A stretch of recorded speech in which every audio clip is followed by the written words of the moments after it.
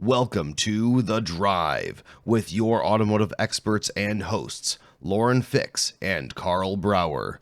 Each week we deliver the latest breaking news, vehicle reviews, and inside look at what's happening in the automotive world.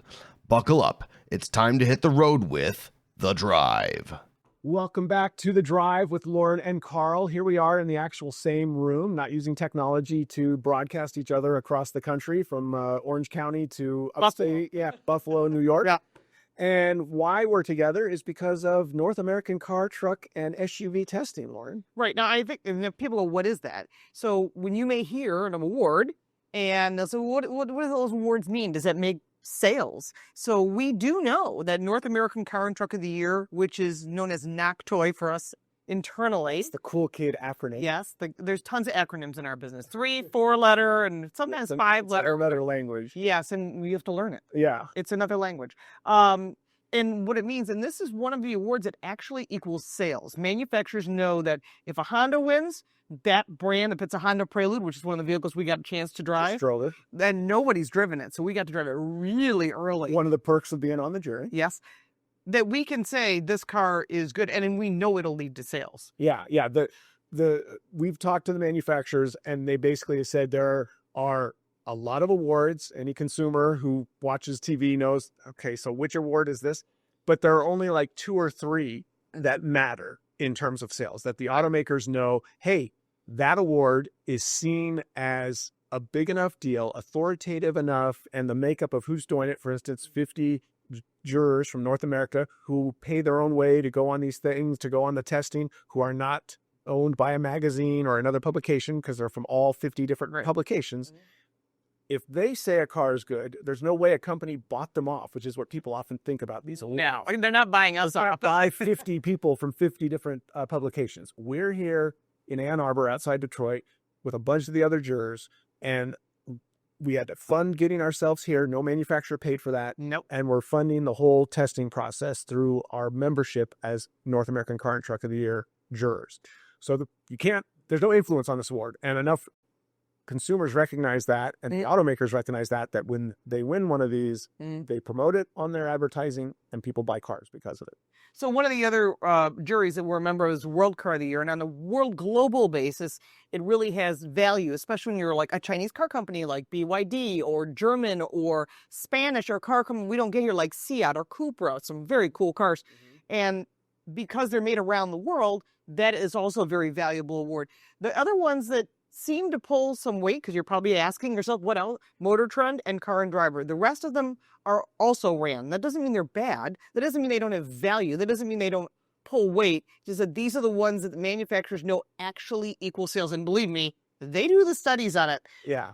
They see measurable differences when their cars win one of these 3 awards, the North American Car, Truck, or SUV of the Year award that we're on right now, or the Motor Trend Car of the Year, or the Car and Driver 10 Best. Those things will sell cars. Absolutely. Now, I'm past president. I should disclose that. And you're a past board member. We both did, I think, for 4 years. At North American Car and Truck of the Year, Yeah, it's been a lot. But what we get to do is drive these cars, and then we get to share that information with you, especially when we drive something new, like the Honda Prelude. Yeah, we just drove the Honda Prelude. No other outside Honda people have driven it until today. Yeah, it was pretty cool. The jurors that drove it. And it is cool. It's got a nice style to it, and we can't really talk about its driving dynamics because there's no cargo on it.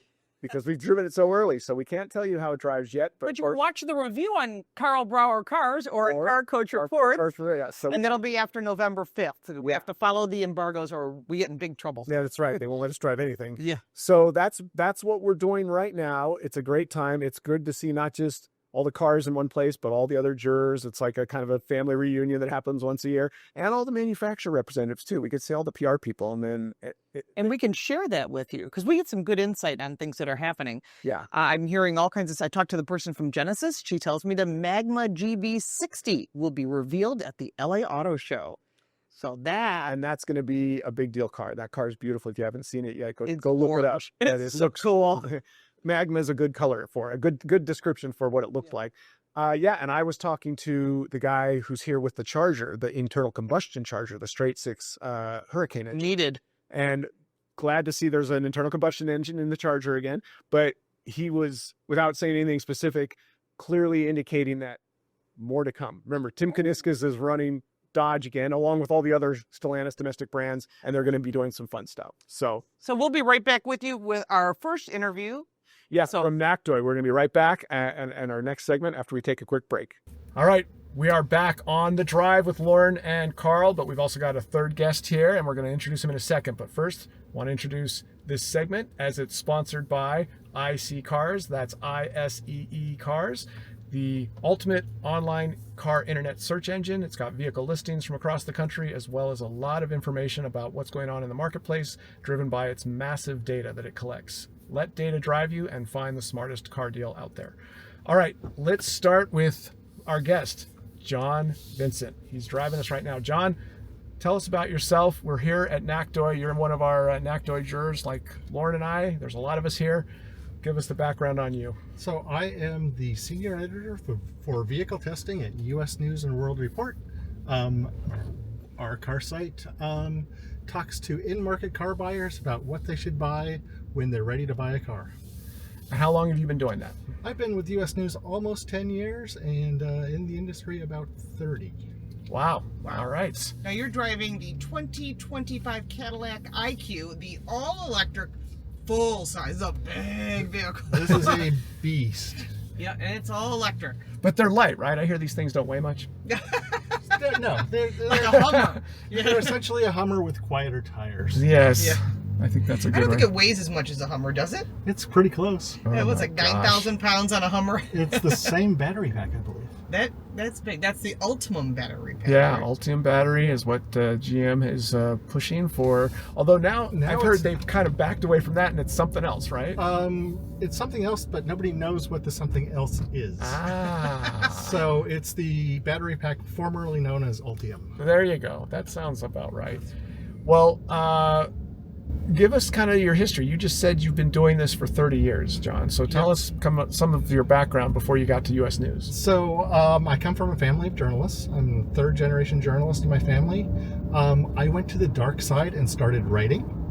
And, when I was at newspapers, my department got thrown the auto page, and I fell into it and loved it, and have stayed with it ever since. I think it's the people. The people in the auto industry are like family, and you don't get that in a lot of other industries. Yeah, and when you're covering news, they don't give you $100,000 cars to drive every Wednesday. Well, we also drive more reasonably priced vehicles. Yes, we do. Exactly. Many, many times I'll have reasonably priced vehicles versus the $100,000 plus cars. Right. Although those are becoming more common, aren't they? Well, the cost of a car has gone up to $50,000 now. Yeah, we're halfway to average cars costing $100,000 now that we're at $50,000, which is kind of scary. And I don't understand how people can afford them. Well, I try to remind myself, or tell myself, maybe I'm kidding myself, that a lot of high-end cars are being sold, and that's what's dragging that price up. But that doesn't mean you can't go out and buy a $30,000 or $35,000 car. There are plenty of those cars. That may not be the average price of a new car, but it is an available price for a lot of fabulous cars. So it just depends on what you're looking for and how much money you have to spend. But don't think, well, I need a new car, but I don't have 50 grand. You can still buy a new car. Yeah. Or lease. And then there's used, and then there's lease, and there's a whole lot of arguments to be made. So tell us about U.S. News. What are some of the major projects you do there? So at U.S. News, we have kind of two tracks. We do a lot of features where we talk about industry trends, do head-to-heads, talk about how to buy a car, just the nuts and bolts of how to buy a car, how to go out and get a car loan without making mistakes, how to work with dealerships. And then we have a full review suite where we cover every major vehicle that's on the market in the United States. Well, I know the site's been around for a long time. I know it's done pretty well in the auto space. It's been known for its college, lists for decades. I remember reading it back when you read off of dead Everybody knows about the college guy. Yeah. When I used to read off dead trees, but now nobody does that anymore.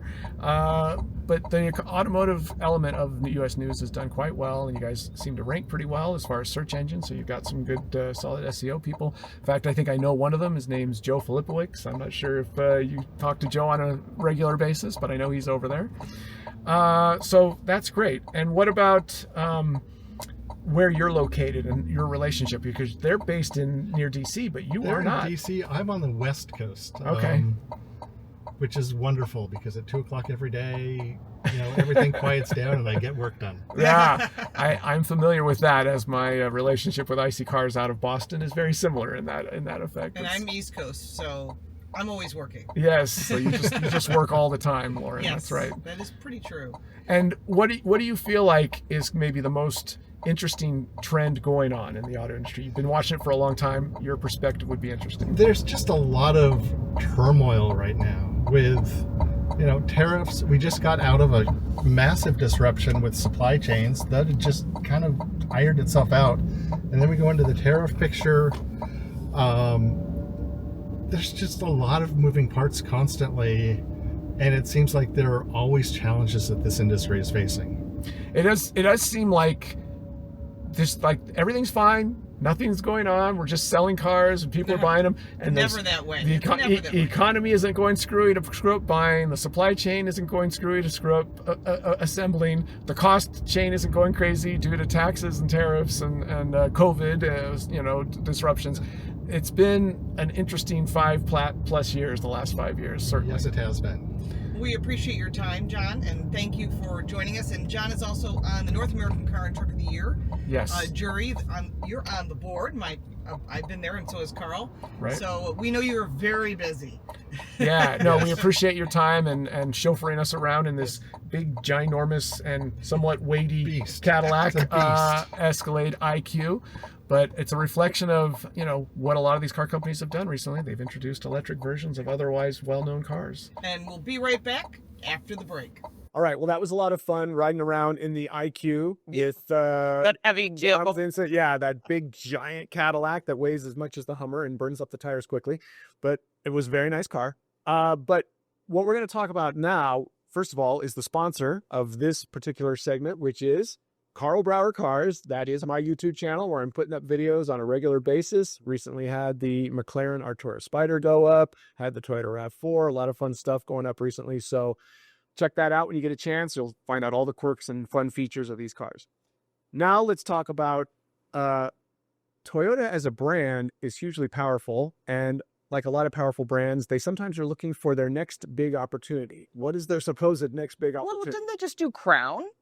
So Yes. you had Scion years ago. That was Jim Farley, who is now the president of Ford, Right. He helped run Scion when he was still at Toyota. which is Years. gone. And now that division doesn't exist. And that was ironically supposed to be the young, inexpensive appeal. That was supposed to be for people who thought Toyotas were kind of too stodgy. So they made these interestingly shaped cars, and they had interesting names like IA and IQ. Well, the GRs are cool. They made up for that with the GR line. Right. And that's right. And then they had the 86, I like the GR Coupe. 86. That started as a Scion. Yeah. So, but it never really worked. In fact, a lot of people, because they were inexpensive Toyotas, a lot of smart elderly people were like, I can get a Toyota for less money and have the Toyota reliability. I'll take it. So they were supposed to be getting college kids, and they were getting retirees buying the Scion. I don't think that was their concept. So then regular Toyota said, we need something between Toyota and their luxury line of Lexus, so they came up with the Crown. Right. So we have an SUV and we have a sedan. Right. That have the Crown name on them. And they're still say Toyota badged, Right. but they're kind of supposed to be like An somewhere, intermittent line. somewhere between Toyota and Lexus. But then I just got this email saying they're going to do a luxury line beyond Lexus. Right. I don't know how they're going to announce it at the Tokyo Auto Show. Yeah. So the Tokyo Auto Show happened, and they decided to announce this brand, this new luxury brand. Above Lexus, which is already a real premium brand. And you know what I find interesting about this, Lauren, is they've done this for years. They've had this Lexus brand, and it's one of the few really successful ones. Acura, it's kind of struggling. Infinity. Infinity. And Yeah. of course, Mazda was supposed to, what was their? I forgot the name of it. Was it? Although Genesis has been a very successful But then brand. Genesis shows up They and they're crushed it for hugely 10 years. successful. Yeah. And I think they're an example that it's possible to do that. And as a Acura or Infinity, you must be like, we've been doing this for decades, and here comes Genesis, and it passes us up in a very short time. Yeah.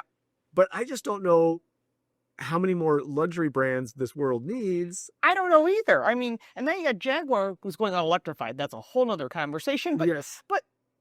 they want to go super luxury also. And I'm thinking, how many people are buying super luxury cars? How many people are buying Bentley level, Aston Martin level vehicles in general? Whether they be buy Bentley and Aston Martin and Ferrari and all. or Rolls or whatever. Yeah. So if they're thinking they want to go that way, I don't know how they're going to sell a lot of vehicles. I mean, maybe on a global basis, Maybe, but and that's the thing is, but it's still out of trying to be a little geo-focused here. We think it's all about America, and maybe they're seeing something. They've done surveys, and like I'm sure there's money in China. I've heard.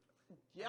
And there are a lot of high-end consumers who Also in the Middle East. and the Middle East. Yeah. So they're going to have their own premium super luxury brand above Lexus. And I mean, look, they're also bringing back a new Lexus kind of LFA type race. I'm waiting for that. So That should be really cool. you know what's great about this is Toyota has been successful for decades, but it feels like more recently they've kind of been like let off the leash a little bit in terms of like, because they've always been extremely refined. Well, that's Mr. Toyota. They were very restrained, and Toyota, I think, decided, Akio Toyota decided years ago, all the cars had to start being fun to drive. He knew that was the thing they consistently got hammered on. And guess what? Cars are much more fun to drive than they were 10 years ago. I'm impressed. Even like a Camry is much more interesting than the Corolla, of course, the GRs and all. But now he's doing these really fun projects like the super luxury brands and all, and going back to the Lexus supercar. So, hey. Do you think that maybe it's because of China? Well, I do think that. I think that's a great point. I think China's got a lot of money to spend, and they're going for, and you see what's coming out of China, really premium cars. They're very impressive. It's super advanced technology. So I think Toyota's like, look, if that's what's working, certainly in that market and potentially globally eventually, China just keeps taking things over in Europe. And Luxury, premium. Yeah, super luxury, high-end cars. Toyota might say, that's where we got to go next. But they might be able to do it at a better price. I mean, you're looking at like Bentley and Aston Martin and Rolls and all that. Those are great cars. But like what Genesis did, they came in to the luxury market and they just blasted the Germans at a lower price for the same or better thing. Fully packaged. Of course, that's what Lexus did originally too. They came in, they were making a 7 Series or an S-Class competitor that was notably less expensive than the LS400, and it was really just as good. Right. So, and then so Genesis has sort of taken that lead. So maybe they're saying, you know what, we're going to go this step beyond, and come in at a lower price point. And then that would impress, and then a consumer could say, I get everything that's in a Bentley for a fraction of the price on a global basis, could be a winner. And I think the Chinese are probably less traditional. They're probably more open to new brands too, versus a lot of like European or U.S. buyers. We're never going to see Chinese brands here in North America. No, well, let's hope not, because they've got a bunch of advantages that we can't equate, like, you know, price, a government and a business environment that are completely aligned in a way that we could never be here. They're also authoritarian. There's some other things. And they also subsidize every cost of every vehicle. Exactly. But that's what's happened in Germany, and it's really hurt them. Yeah. Now, speaking of high-end brands, we were able to drive the new Lucid Gravity. It's cool. It's a very big deal car. It's their first kind of all-new model that has been introduced since the sedan they've had for years. And this is kind of more their SUV looking car, which we know SUVs are always more successful than sedans. And it's got a lot of the same characteristics that you expect from a Lucid. It looks cool. It's got crazy performance in terms of acceleration, and it's got impressively long range. But we had not driven one until today. It's here as part of the North American Car and Truck of the Year testing. So we got to drive that Lucid with the lead engineer, and we're going to have that right after this break. Welcome back to The Drive. I'm Lauren Fix, and I'm here with Karl Brauer. Hey, good to see you and hear you, everyone. And we are inside the Lucid Gravity with Zach Walker, and he's going to show us this vehicle. It is very cool. It is good looking. Yeah, indeed. And it does a lot of neat things. So in this segment, I'm going to drive a little bit, and then Karl's going to drive a little bit, so we're going to actually have some like hands-on experience and show you this vehicle. Yeah, super excited for you to drive it. With an expert, like, who knows everything about the vehicle. So normally you don't get to road test and also ask real-time questions with the guy who's going to have every answer, but this time we do. We're going to try it. I'll try my best at least. Okay. So when I put my foot on the brake, that's it. There's no key. There's no key. Nope, no turn on. Again, you don't have to start a combustion cycle. So you just get in the car. It's awake because of the access control system, and you just go into drive. Okay, so we put it into drive. And, this is so weird feeling. You got to get used to this. Yeah, and what I'm going to do is I'm going to shift you down to a lower regen if you're not used to electric vehicles as much. Right. And then if you say, actually, I'd love to try 1-foot braking, then I'll put you up into a higher regen. All right. So one thing I love about the Gravity and about the Lucid line is this glass. Yeah. All the way back. It's like driving a helicopter. It's very cool feeling. Yeah, I think our entire vision is actually openness. So like you being connected back with the world, you feeling what's going on. So that's one of our beliefs, is having this glass to let you be connected. It's really wild because I'm sitting back here and I'm looking forward, and there's no disconnect between the windshield and the roof. The windshield flows into the roof. It's all glass, and it's very bright in here as a result. So The power in this car is crazy. So this is the Grand Touring, which is 828 horsepower. That's a lot. It will get you. And so you're in the smooth mode. That's before you've unlocked everything in Sprint. wow. That's crazy. And the power on this is unbelievable. I think the other thing that's neat is when you get in the vehicle, the steering wheel is not what people expect. They're used to a round steering wheel or a flat bottom steering wheel. This is much more like, the only thing I know that has a steering wheel like this is probably the Ford GT. Yeah. Yeah. Well, and actually the Charger has a flat bottom top wheel too. The Dodge Charger. Yeah, and that was all. And the Nautilus, or the Lincoln Navigator and the Nautilus too, right? Yeah, and that was all to enable this clear view cockpit that we're trying to achieve. It was actually, as a dynamics person, someone who loves driving, was a really big fight about the round steering wheel. And what you'll notice is we've actually flattened the top, but then rounded the bottom more out so that you can still get as big of a grip as you can. We want you to still feel the road. Lucid is still about the driving experience as well. We don't believe in a world where driving's not fun. And so yes, there's the clear view cockpit, so you can gain access, see everything on this large screen, but that you still get the control and the torque you want on the steering wheel. Can you describe the display screens we're looking at in here, size and what their capabilities huge. are? They're massive. Yeah, so we have two different screens. One that's around 34 to 36 inches, depending on how you measure it, obviously. And then that's the top, the instrument cluster. So that replaces, obviously, all of your gauges, your clusters, what would have been your speedo. And on that, it is a full touchscreen, OLED touchscreen. And so still at night, it can be very dark. You get true blacks, and that's super helpful for night driving while still having clarity. And then you have this lower one, the CID. It's like kind of a center display cluster. And this is more for joint controls between the driver and the passenger. Now, both of them can do multitasking. Like I can do navigation on that, or navigation on that, or I can do over here, I can change to the media here. And so you can change them separately and do different things between the screens for how you want to configure them. Wow.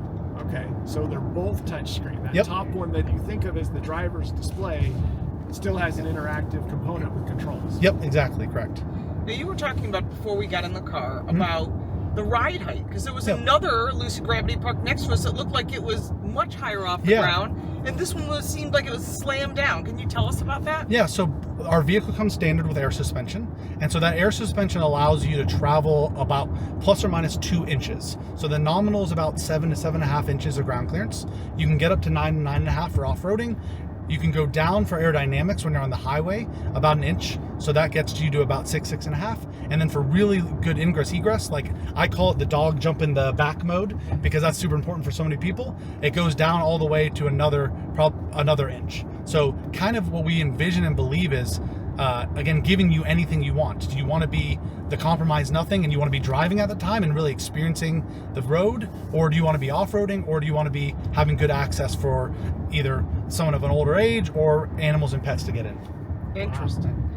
Okay. There's certainly the difference was dramatic. I mean, a lot of times people say, oh, the car is lower, and it really isn't that much. This is dramatically different. Exactly. I mean, I say you transform from an SUV to a hot hatch, right, in a wagon that you can drive around. So a shooting brake. A shooting brake for sure. Yes. Now you talked about the engine horsepower. You said it was 850. 828 is what the Grand Touring is. Engine, but it's an electric car. So Yeah, we adapt. It's an electric motor-driven vehicle, and it uses a battery, and it's got 828 horsepower. What's the range on it estimated? This is 450 miles of range. Now well, Lucid is a brand. Yes. Supplies the batteries for Formula E, the racing series. We did for the initial for the second gen. And then basically when we provided that battery pack is the first time that they could go around the entire race without having to swap cars. Okay. And so now I think they've continued to move generations. Now we're providing different components. But again, that was the foundation of the technology that we were generating. So if I remember, the Dream had a much longer distance even than this. Yeah, the Dream is around like the 520 region. It kind of changes according to... That's a lot. It is a lot. But obviously, like, so it depends on your use case, right? Aerodynamics is a huge effect, and it's a squared ratio, which I won't get into the engineering too much, but basically... Our listeners like that, it's exponential, right? So when you increase your speed, your drag is exponentially higher. So especially for like a cycle that takes into account highway driving, for a cycle that takes into account highway driving, obviously it's going to impact the range a lot to have this kind of body shape. We still have the best in class for CD that you can have kind of within the SUV, but again, it doesn't come close to the CDA, the base of the drag coefficient and the frontal area of the Lucid Air. Wow. All right, well, Lauren's going to pull over. Yep. And she's then it's gonna your turn to swap, drive. And I'll be driving. But, you know, while we're waiting for that to happen, I just want to get some, you know, comments from the back seat here. We've got a pretty big display here, a touchscreen display that's got dual zone climate control. I can see right in front of me, and a massive amount of room. I mean, there is a lot of room back here. So I'm kind of having to try to appear that I'm part of the shot up there, but I'm so far back here because there is so much room in here that I feel like I'm, you know, there's a voice from back here, but you can hardly see me in the shot because I'm in this cavernous back, you know, rear seat, this second row seat, and there's a lot of space. And there's also a glass roof back here, so it's also still very bright. And that's a part of the compromise nothing. What we did was we took the occupant and put you as close to the front wheel as we could for the front drivers so that both the second row and the third row get usable space. Right, I think a lot of people move away from third rows because you view the third row as an unusable space. And now you have the second row, which has all that space, and you can move back and forward and basically we've done this multiple times, multiple 6 foot, 6.5 feet tall people in all three rows, and they're all surprised how comfortable they are. I'm looking behind me, and it's like, there's still another row back here. It is a cavern. It will get lost. It's really bizarre when I'm looking at how much room I'm sitting in, and then there's another, because the car didn't look that big from outside, so it's obviously very effective packaging. Yeah, it's about surprise and delight, right? We don't want you to look like it's a behemoth. It needs to be efficient. So we want you to look and say, oh, that's not that big of a car. Right. And then the second you get in the driver's seat and you look behind you, you go, what is going on? How is that possible? Yeah, it's kind of one of those virtual car show things and stuff. So, all right, well, we're going to cut away real quick here and take a quick break while we swap positions.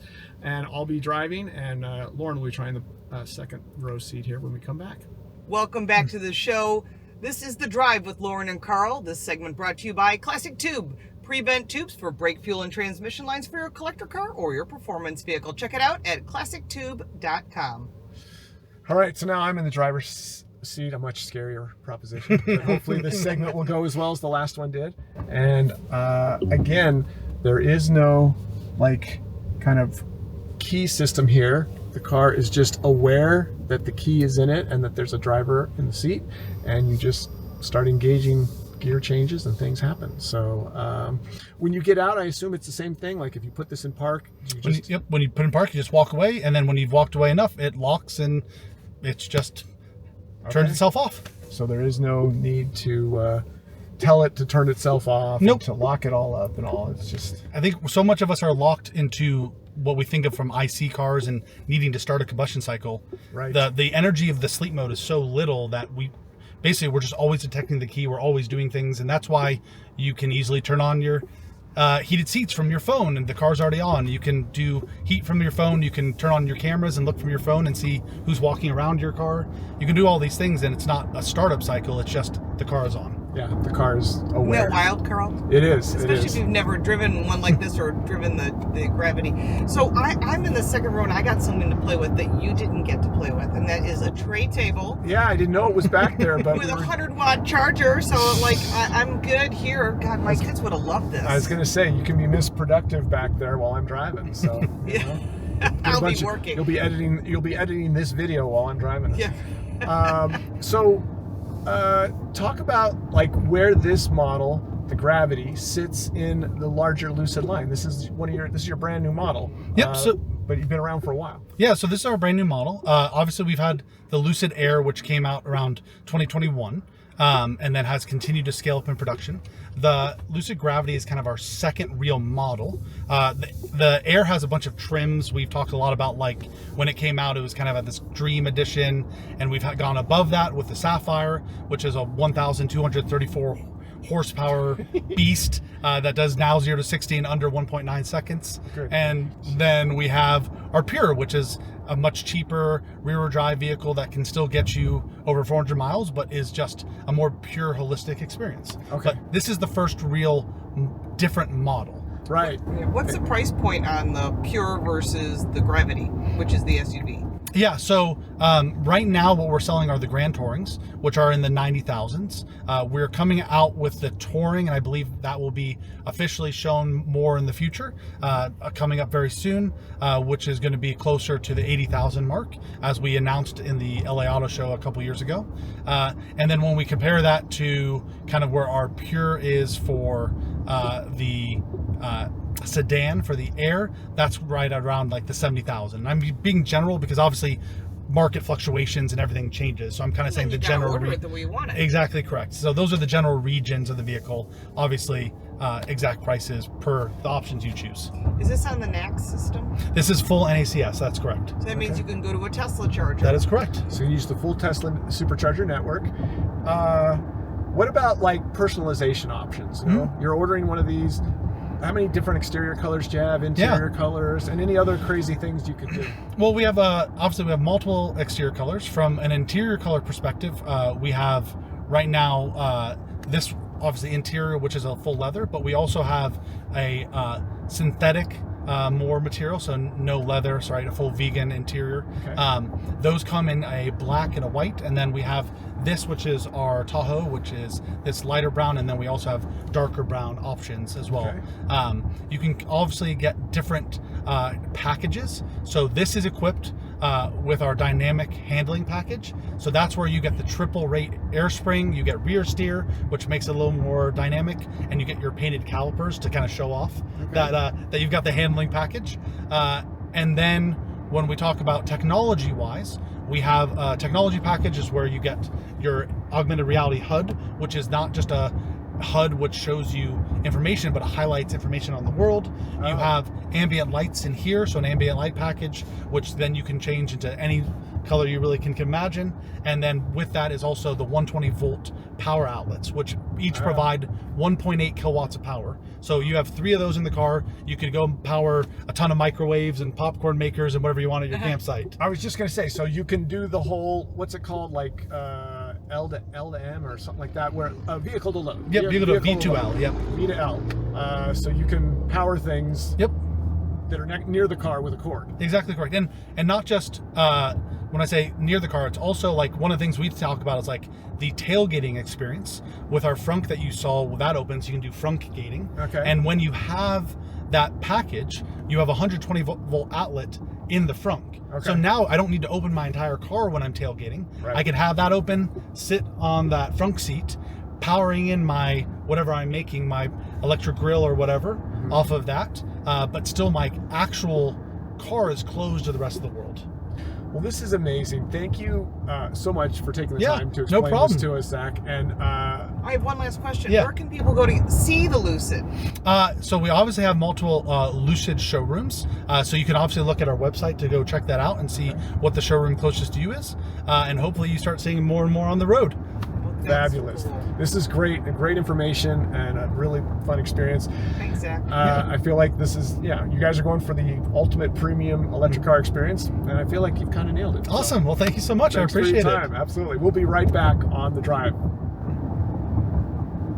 All right, that was perfect. We were at 5:10, and he can easily pull 10 seconds out between the two segments. Sounds good. Okay, so now we're just going to shut off our mics. We can shut off the record. Welcome back to The Drive with Lauren and Karl. And this segment is brought to you by Car Coach Reports. Beyond what we're talking about, if you want to get the unfiltered truth, I'll be covering all that on Car Coach Reports, and all my car reviews, like Karl's car reviews, will be at Car Smarts. We review some of the same cars, but sometimes you get some very cool Maseratis and things, and sometimes I get cars that you don't. Sometimes you go on press trips that I don't go on. Some Right. of the manufacturers like some of us more than others. Depends on the day of the week. Between the two of us, we got it. We got it covered. For sure. For sure. So this time, I want to talk about a new way Gen Z is teaching the rest of us to get better deals on cars. How to buy a car from Gen Z. They're teaching us. And it's cool because what they're doing is, this just happened to a friend of mine, and then I started looking deeper into it. So if you're going to buy a car, they'll say, what's the best price in St. Louis, Missouri for a Toyota Camry? And it'll just ChatGPT or Grok or Perplexity. There's a ton of different AIs. Will come up with the answer for you. It'll scan all the listings and all the cars that are listed for sale. And what's in inventory. Right. And say, this car at this dealer at this price is the best deal on that car. And that's actually super smart because you could probably do that with like a Porsche if you're looking at a collector car. Where can I find a 65 Mustang, that's available? Lauren, I spent weeks literally trying to find a non-black, white, silver, or gray 911 Turbo S 997. Oh my gosh. And I finally found the ruby red one, but hard to find. You know how I found it? I just typed in 997.2 2012 911 Turbo S for sale. And then this was pre-AI. This was 2 years ago. Yeah. And it just, all of a sudden, all these images and links popped up. One of them was a red car. And I was like, I had spent weeks. And That's hard to find ruby red. I That's had a rare not color. seen a non-grayscale 911 Turbo S from the 997.2 generation anywhere in weeks. Well, actually, I found like one or two, and they were like, one was in New York and one was in Colorado. Right. It was like, well, I guess I got it. And they were blue and they were nice. And this ruby red one with 1,951 miles. That's 20 nothing. 20 minutes from my house in Costa Mesa popped up that I had no idea about. So that was almost a unintentional use of the internet. Instead of me going to this site and like, oh, they don't have either Porsche, going to this dealer site, going to this collector car site, I just typed it into the search engine and was pretty happy. And that was kind of my clumsy, accidental way of doing what we're talking about here. But there's a better way that they're doing this now. So you go to the dealer, you're leasing or you're buying a used car lot, and you're like, you get these contracts, you're like, so now you pages long. You found the car and you're in the deal. So first you used ChatGPT or one of these AIs to find the car for you more intelligently than me stumbling on it like I did on the 911. Now you're at the dealership buying the car and they're giving you all these crazy documents that everyone's like, have you ever read that small print? Because what the big print giveth, the small print taketh away. Right. Always. And you go like, why? At least the card, it was, $400 a month. And it didn't tell you that there's a buyout fee, there's an over mileage fee. So what the Gen Z is doing is they're taking a picture, they're taking their phone and they're taking a picture of each of the docs and they're sending it up and saying, what are the actual numbers? And it'll tell them, this is how much you're paying in interest. This is how much you're paying per month. This is how much you're paying in overages. Did you, this is how much for over miles. And potentially even like, this is kind of a high interest rate. You should be able to do better than that and stuff like that. And then you can even ask, where's the best place to get a better interest rate? And typically, it's either a community savings bank or a credit union. Yeah. It's not the dealer, although the dealer will negotiate with you, which a lot of people don't realize because that's where they make the money. And that's the funny thing is, so they'll tell you, oh, the best interest rate I can give you is 5%. And you're like, oh, okay. And if we've been saying for years, you always get your financing lined up before you get to the dealer. Right. So you've got a credit union that loves you. You've been a member forever, and they're going to give you 2.8% or 3.5%. And you go in there and say, what's my interest rate? Oh, we can't do better than 5%. Oh, okay. Well, my credit union will give me 3.5%. So, oh, well, let me go talk to my guy. That's why. Yeah, the guy in the corner in the tower. It has never not happened. Every time I bought a car and I told them, this is the interest rate I can get if I don't go through you, guess what?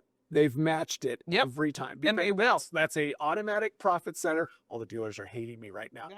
Shut up. I used to be a dealer trainer, so they already hate when I come and tell them. Dealers are making money on the interest rates that they're getting you. When they tell you what a great rate they're getting you, they're making money on it. And when you tell them you want a lower rate and you're ready to go use someone else to get it, they'll lower it to get the rate. Yeah, and it's amazing. One of the things that I have learned that you can always negotiate is not just that, is if you're going to buy a car new and used, what ChatGPT probably won't tell you is about conquest and loyalty discounts. So you're buying a new car, you're buying an Audi, and you're going back to the Audi dealer, and you're saying, listen, I've always owned Audis. I love this brand. Great. Well, then there's a loyalty discount, and it can be as little as $1,000 or $500, all the way up to $2,500 or more.